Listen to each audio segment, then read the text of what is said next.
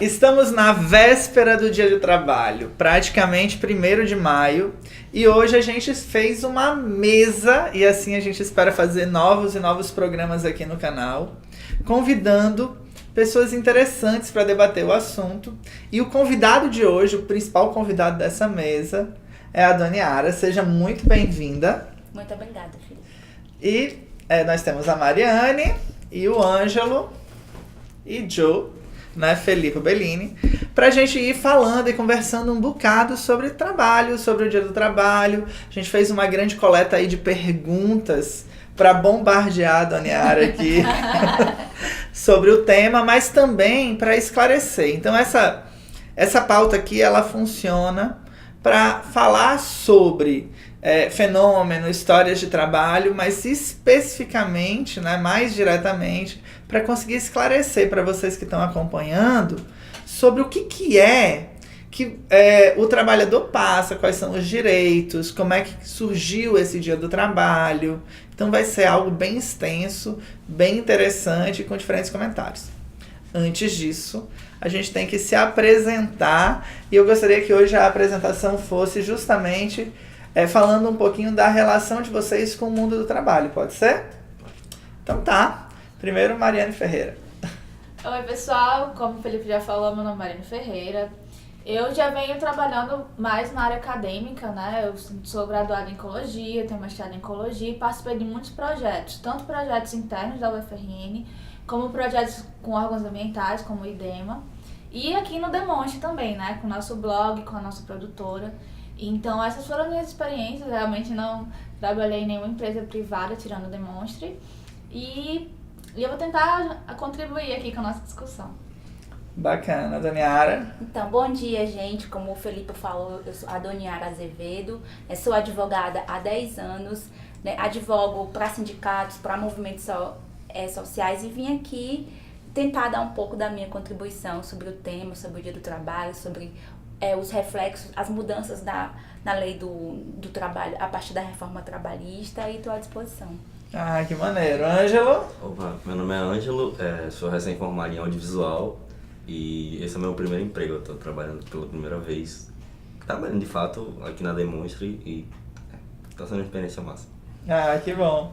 Então tá, eu sou o Felipe, eu trabalho há bastante tempo com educação, tive empregos antes, dentro da construção civil, e daí me formei, né, dentro da universidade, fiz diferentes projetos, atividades, trabalhei em cursinho e agora eu estou no estado e tentando empreender nesse mundo que é bem feroz. Então, assim, na perspectiva de vocês que estão, cada um no seu momento, então tem Ângelo bem, né, começando, tem a Mari que está aqui no Demonstre, já teve o cursinho, já teve outras experiências. Dona Yara aí já tá, né? E o legal, Dona Yara, é que você tem a tua experiência de trampo e você se relaciona com auxiliar os outros, né, nas lutas. Há um conjunto de aprendizagens aí. Eu reservei aqui algumas manchetes e algumas historinhas aqui pra gente analisar o que está sendo falado de trabalho nessa última semana. Então são matérias bem recentes, certo? E a gente vai começar olhando essas manchetes e ponderando sobre elas e colocando opinião, tá bom? Em seguida, a gente vai realmente para as perguntas do pessoal e começando a colocar. Sintam-se livres, todos vocês, para falar o que quiserem, certo? Dentro do tema de preferência, mas experiência pessoal, relações, histórias. E vamos em frente, combinado? A primeira manchete que a gente tem é uma manchete da Veja, certo? A gente tentou ir em todos os sites possíveis, pegar diferentes referenciais, e toda vez que a gente fizer um programa nesse estilo, a gente vai ter uma diversidade de fontes, exatamente para conseguir trazer o máximo de pontos de vista e discursos que são próprios de editoriais.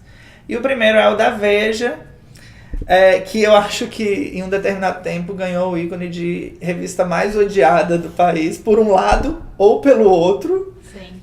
Mas a Veja, ela anunciou agora no dia 24 de março, de março, certo? Um mesinho atrás, sobre a informalidade e os benefícios, que os dois correspondem a 40% da renda das famílias brasileiras. Então, assim, é uma matéria relativamente curta, eles apresentam os dados e relacionam com o endividamento do público, né, da família brasileira, mas vocês conseguem enxergar essa realidade hoje?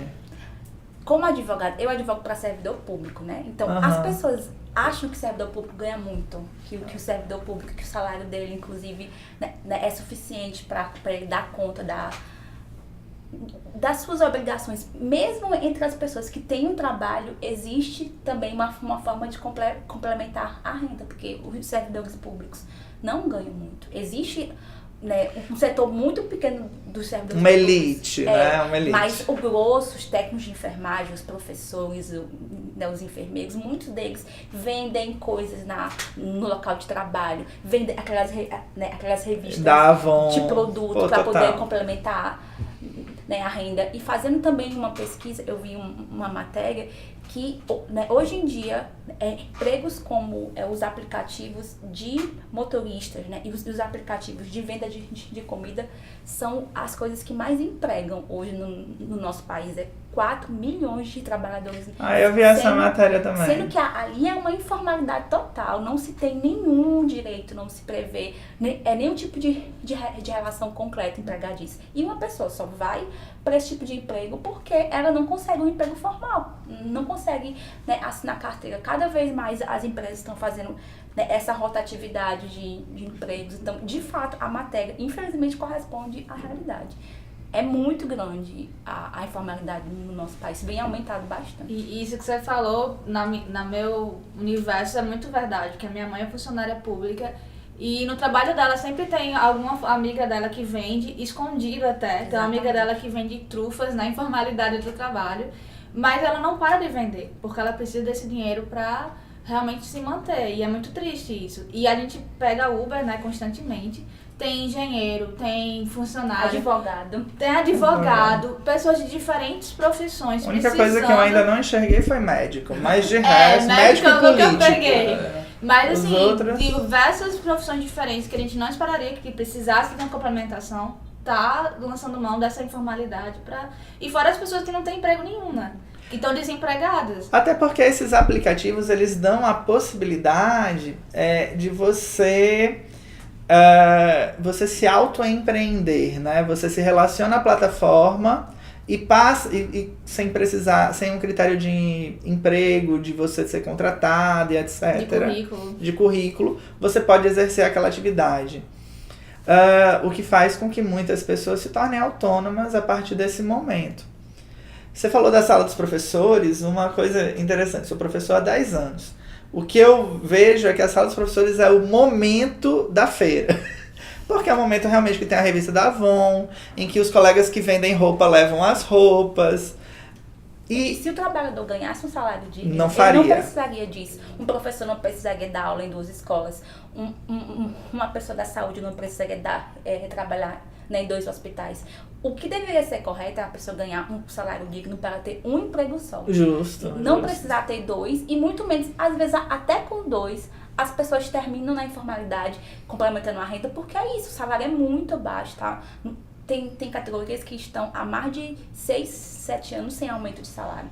Então, hoje você recebe o seu salário, você diz, vai dar pra fazer o quê? Tem que ficar escolhendo qual a conta. Em compensação, a gasolina chega a R$5 aí, né? E a gente sofrendo. Passar de ônibus a 4. E o que não notam é que todo mundo sofre com esse desajuste de balança, né? Porque aumentou a passagem, aumentou pra você, aumentou pro empregador, aumentou... É uma escala junta. Só que, tipo, aumenta o imposto, mas não aumenta, tipo, não ajuda. Porque se aumentasse a passagem, mas o trabalhador conseguisse sair de casa 1 hora antes de trabalhar e chegar lá e conseguir trabalhar tranquilamente suas 8 horas, estava de boas. Mas o trabalhador tem que acordar de 5 horas da manhã para trabalhar às 8. E você sabe que com a reforma trabalhista, esse horário de deslocamento do local de trabalho até a casa não conta mais como hora trabalhada. Antes contava. Então, Sim. é isso, sem exagero nenhum. É como se a gente tivesse meio que numa areia movediça, sabe? De que a gente podia estar discutindo novos direitos, a gente tá discutindo como manter os que a gente tem, né? Como manter os que a gente tem. Como diz aquele axé, o rico fica mais rico e o pobre fica mais pobre. Mas eu acho que isso é uma tendência de que a nossa população empobreceu, na verdade, né? A gente só discute retiradas de direitos quando não há riqueza. A falta de riqueza leva a gente a esse momento estapafúrdio no qual a gente aceita discutir retroações. É um negócio assustador. Junto com essa, a gente tem uma manchete maravilhosa que o Will trouxe pra gente, que é: na fila do mutirão por emprego em São Paulo, homem vende água à espera de vaga. Um olho no peixe e outro no gato. Eu sinto falta dessas manchetes, porque hoje em dia tá tudo tão preso à palavra-chave, que quando tem algo mais criativo, né, ilumina. E daí a gente vê aqui, ó, o cidadão, né, e ele vendendo lá a água direitinho, Jackson, o nome dele, para conseguir se manter enquanto não conquista esse emprego, e provavelmente até depois. Tem muito a ver com o que a gente falou, e eu tenho a impressão que esse movimento do trabalhador cada vez mais não se mantém em apenas uma alternativa de trabalho e serviço, sempre ir para mais de uma. E eu falo isso não só no serviço prático. Quem tem um pouco mais de renda, aplicar o dinheiro em ações, tá indo para atitudes mais ativas, mais ofensivas, para o empreendedorismo. É um movimento justamente desse desgaste social que a gente tem. Não é um movimento de conforto. É de sobrevivência. Isso. É quase de sobrevivência. É um movimento quase de sobrevivência. Porque é isso. Se as pessoas... como advogada de servidor público, tem muito negócio chamado acúmulo de cargos. As prefeituras, para enxugar a folha, fazem um pente fino e verificam quais são os servidores que têm 2 cargos. E aí tem uma série de limitações para 2 cargos. Sendo que uma pessoa só se submete a estar na fila procurando emprego e vendendo água, ou a ter 2 vínculos se ela precisa. Claro, para sobreviver, certeza. não é... Como você bem falou, não é para ascender socialmente. Eu acho que, inclusive, é quase que impossível isso acontecer. Mas ascender socialmente é para, inclusive, conseguir viver minimamente confortável, né, aonde está. Essa semana a gente tava na escola com o Felipe e um professor amigo dele falou que ele tá fazendo cursinho para tentar ser advogado, porque ele tem 2 vínculos de professor e ele vive endividado. Ricardo, E ele falou que não é isso que ele quer pra vida dele, entendeu? Ele trabalhou, ele se formou pra ter uma profissão. E é um professor excelente, não é um professor... O professor. E de sabe, repente... não é o que ele quer pra vida dele. Ter 2 vínculos e mesmo assim não ter dificuldade de pagar as contas. É complicado. Advogado trabalha muito, diga pra ele. Não, eu sei, mas assim, ele tem a impressão, eu sei que ele entende. Ele tá Tô procurando brincando. uma segunda formação, já com mais de quantos anos que ele já tem? É mais ele tem 40, mas é mais a condição de você procurar um emprego que você tenha uma capacidade de escalar um pouco mais no retorno financeiro. Porque uma das coisas que a gente não pensa quando vai escolher um emprego no início, mas que faz muita diferença, é a capacidade de ascensão que você tem naquele emprego. E hoje, no Nordeste, ser professor, assim, com tranquilidade, é ser professor de escola pública, que você ganha 2 salários, sabe? Hoje em dia, chegando a 3, é um absurdo, saca? O momento que a gente vive. Outro problema que a gente encontra no Brasil é a falta de educação financeira, de fato. Porque, até em conversa com meus pais, minha avó, a gente brinca disso. Tipo, tem gente que teria salário para viver bem, mas não consegue viver bem, porque não sabe manejar o dinheiro, gasta com coisa que não precisa. Ou então, a pessoa... minha avó até comenta, tipo, não tem uma casa rebocada, mas tem um carro na rua. Sim, porque a pessoa não sabe organizar. Se ela soubesse se organizar financeiramente, ela teria uma casa rebocada e um carro. Mas o brasileiro nunca foi ensinado sobre prioridade. Como ela falou, o brasileiro ele foi ensinado a sobreviver. Ele nunca foi ensinado a buscar para viver. Pra sempre sobreviver, sempre manter porque ali. tu com um salário mínimo, tu não vai investir. em ações. Tu com salário mínimo não vai montar um negócio, tu com salário mínimo vai comprar comida. E cada vez menos comida. E daí vem um filho da puta e te chama de preguiçoso, sabe? É um negócio chocante. É tipo, falar sobre o salário mínimo, mas o deputado tem bolsa terno, bolsa não sei o quê. Chegando a um momento, né, falando desse ritual que a gente tem aí, ó, robôs acabarão com milhões de empregos no setor bancário na próxima década, né? Essa matéria já de 22 de abril de 2019, a gente começou com esse assunto da informalidade e daí a gente vem para essa parte de revolução tecnológica. E eu queria saber da opinião de vocês, assim, como é que vocês veem essa virada, essa nova revolução da informação que faz, por exemplo, com que Ângelo não venha ao local de trabalho. Ele é um visitante hoje, né, Ângelo? Trabalhe de casa. Como é que funciona para vocês, assim? É bem louco. Isso ajuda, mas também atrapalha.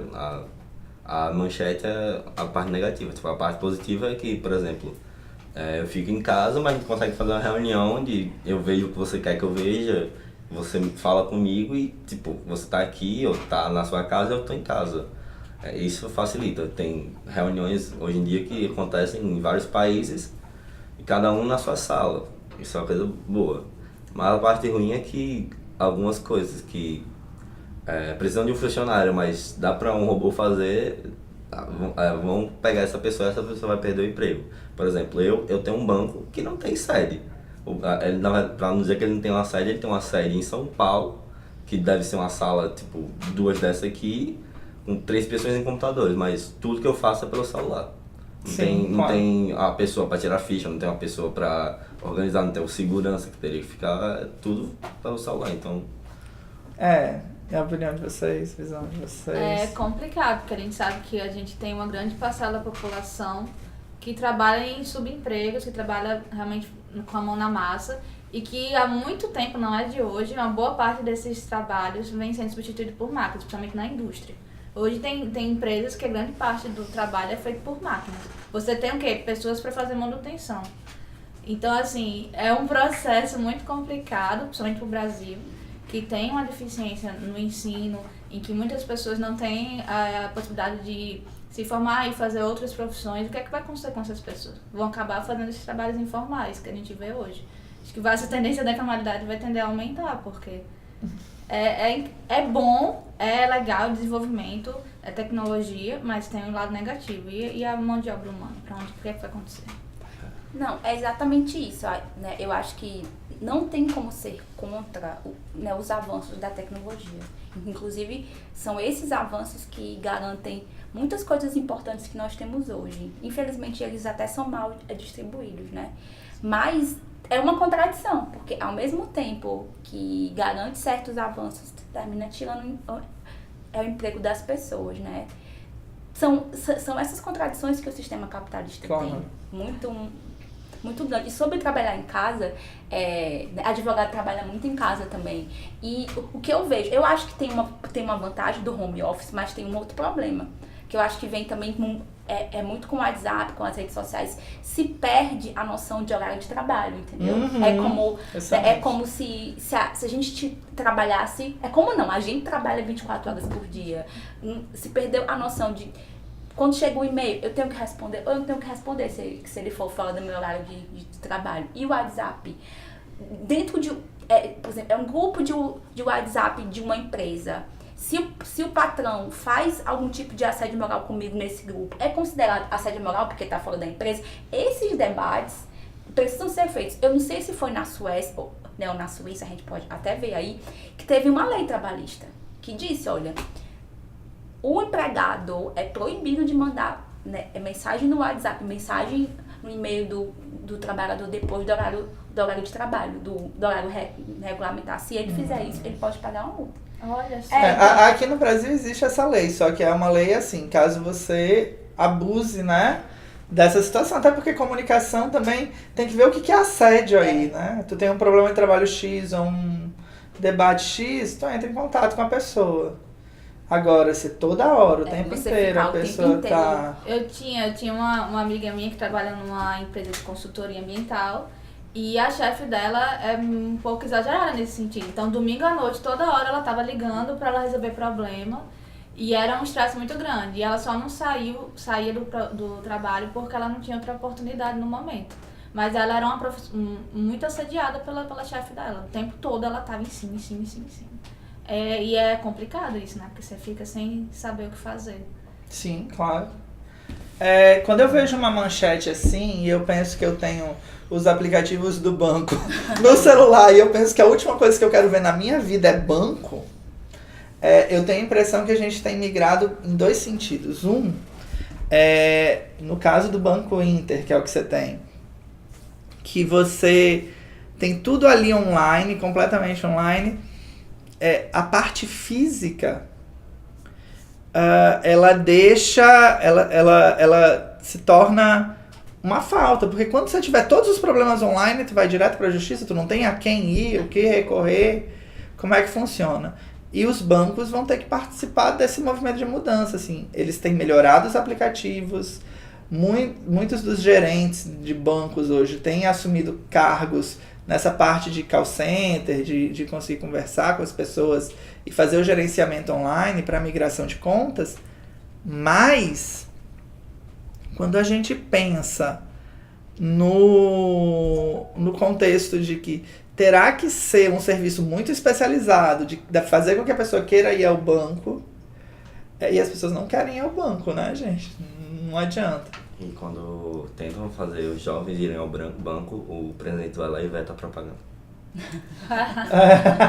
Quando tentam fazer essa história do Bolsonaro foi muito louca, né? Não sei se vocês viram, o Bolsonaro simplesmente tinha uma campanha que discutia com uma diversidade um pouco maior o convite para o jovem, e o governo vetou. Pediu pro Banco do Brasil tirar, o Banco do Brasil tirou e demitiu o diretor da propaganda. Não, e o argumento que o banco deu é que ele não abordava toda a diversidade necessária na propaganda. Faltavam brancos. Eu não sei o que é que faltava, Faltavam entendeu? pessoas brancas no comércio. É complicado, né? A gente veio no carro discutindo um pouquinho sobre isso. Você trabalha com o movimento negro, né? Essa questão, falta o branco, é porque eu acho que as pessoas não percebem que... Já tem branco. O movimento negro, ao meu ver, ele faz parte de todo um conjunto de cultura. Existe uma relação de cultura, de povo ali. E os brancos estão dentro dos povos regionais. Então você tem cultura alemã, cultura italiana, né? E que fazem suas próprias representações, cultura gaúcha. Você vai em qualquer estado, tem um CTG. Sabe? Pegando um pouco a comparação, você falou cultura alemã, cultura italiana, cultura espanhola. Quando a gente vai falar da cultura negra, é cultura africana. Mas a África é um continente, não é um país. Exatamente. Você não sabe qual é o país da cultura. Claro, mas é porque a cultura está relacionada ali, são pra cá, né? Isso é parte. Não, mas isso é parte do racismo, porque tipo, é da África, tipo, tanto faz. Não sabe, ninguém sabe, tipo. Ninguém sabe, isso aqui veio de onde da África? Não, da África. E a gente se mantém nisso, entendeu? A gente tinha aquela lei que tinha obrigando nas escolas a trabalhar. Ainda existe. Ainda existe, Só que não é cumprida. Mas não é cumprida e houve tentativas de tirar. Há uma tentativa explícita de tirar. O Escola Sem Partido menciona a retirada, o regresso dessas 2 leis, né? Que a lei é uma lei ímpar que vai falar que a gente tem que trabalhar cultura africana e cultura indígena dentro das escolas, no currículo da educação básica e ensino fundamental.